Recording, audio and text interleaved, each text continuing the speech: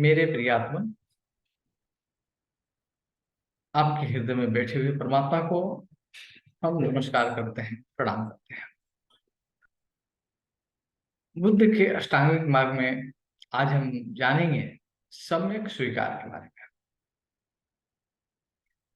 जो रहता अपनी मस्ती में जिंदगी बोध की गीता है, निष्काम और निरहंकार जो धन्यवाद में जीता है, वो बोधिसत्व है, बंदित है, उसका बुद्धत्व सुनिश्चित है। संबोधि शरणं गच्छामि, भज ओशो शरणं गच्छामि। जो रहता अपनी मस्ती में जिंदगी बोध की गीता है, निष्काम और निरहंकार जो धन्यवाद में जीता है।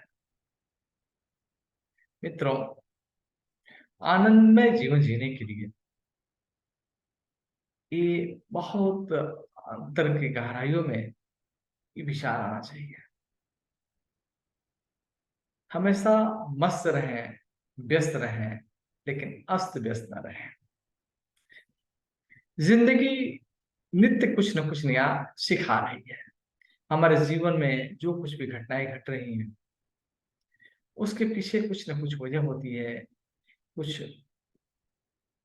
वजह होती है, और उस वजह को जानना ही ये सच्ची गीता है, ये सच्चा वेद है।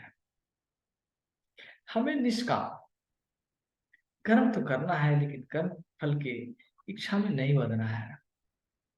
हम जो कर रहे हैं,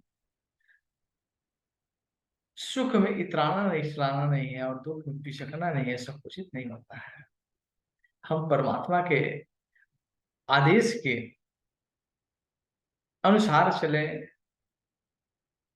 जो भी आए उसे स्वीकार करें, धन्यवाद में अपना जीवन व्यतीत करें। मुझे एक घटना याद आ रही है। एक सेठ रहते हैं, बहुत बड़े। उनकी इच्छा होती है कि समुद्र की यात्रा करनी चाहिए। एक बहुत सुंदर क्रूज लेते हैं, और उस में यात्रा करने जब जाते हैं, जब बीच समुद्र में जाते हैं, तो तूफान आता है और उनका क्रूज जो है पलट जाता है। ये डूबते उतराते एक द्वीप में जाते हैं, कई दिनों से भूखा रहते हैं। सोचते हैं कि अब यहाँ पे कौन आएगा, कैसे ही अपनी जीवन व्यतीत करनी है। तो कुछ घास फूस सुनकर अपना जो है एक घर का छोटा सा एक घर का निर्माण करते हैं, और सोचते हैं कि चलो ठीक है, अब धूप बारिश से तो राहत मिलेगी, कुछ खाने का भी प्रबंध करें। पत्थर को घिसते हैं, आग पैदा करते हैं, और जैसे ही बाहर जाते हैं तो देखते हैं कि उनकी झोपड़ी में आग लग गई है। वो बहुत ही आस्तिक विचार के हैं, परमात्मा पर उनको अटूट भरोसा है। लेकिन उस दिन इस घटना को देखकर परमात्मा के प्रति इनके मन में थोड़ा सा विश्वास आता है, और कहते हैं कि हे परमात्मा, आपने क्या कर दिया। मैंने कितने परिश्रम से घर बनाया, और वो भी आज जला कर राख कर दिया। तभी देख रहे हैं कि कुछ नाव जो है इनके तरफ आ रही है। वो लोग आते हैं और कहते हैं कि हम लोगों को पता चल गया था कि इस वीरान जगह पे कोई न कोई व्यक्ति फंसा हुआ है, और आग जलाकर वो इशारा कर रहा है। तब पुनः वो परमात्मा को धन्यवाद देते हैं कि आज मेरी झोपड़ी में आग नहीं लगी होती तो इन लोगों को सिग्नल नहीं मिलता, और फिर हम अपने घर नहीं जाते।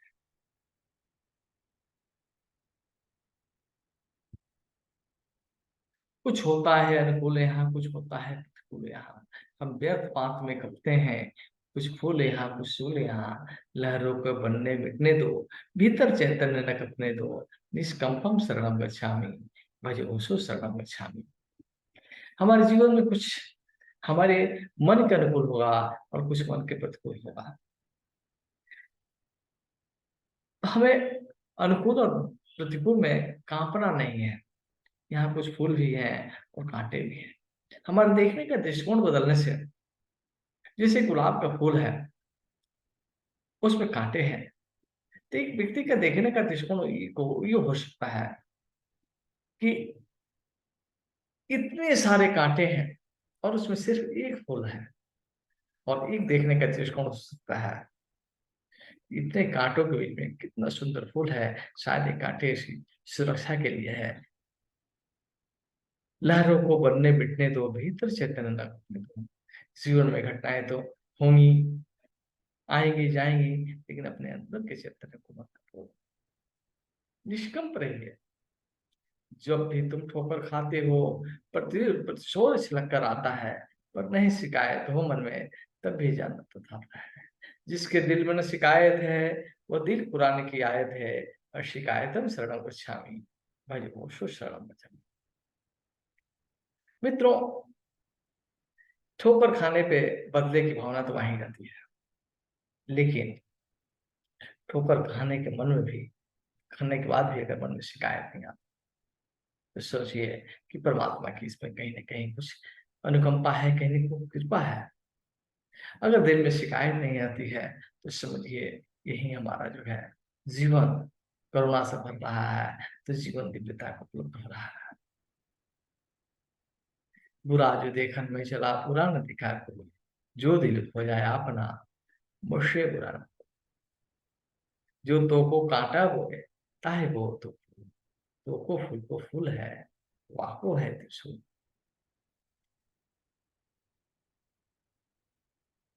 मित्रों, हमारा जो है, जब हम हर घटनाओं को स्वीकार करने लगते हैं, तो हमारा जीवन धन्य होने लगता है, दिव्य होने लगता है। जीवन में हमारा देखने का दृष्टिकोण बदलने लगता है, जीवन बेहतर की तरफ जाने लगता है। जो रहता अपनी मस्ती में, जिंदगी बोध की गीता है, निष्काम और निरंकार जो धन्यवाद नहीं देता है। अतबोधि सत्वम है, वंदित है, उसका वो तत्व सुनिश्चित है। संबोधि शरणम गच्छामि, भजोषो शरणम गच्छामि। तो मेरे प्रियात्मन, इस वीडियो को लाइक करें, सब्सक्राइब करें चैनल को, और ज्यादा से ज्यादा लोगों को शेयर करें, ताकि उनके जीवन में कुछ आनंद के फूल खिलें, उनका जीवन भी आनंदित हो। इसी शुभकामनाओं के साथ मैं विदा लेता हूँ। नमस्कार।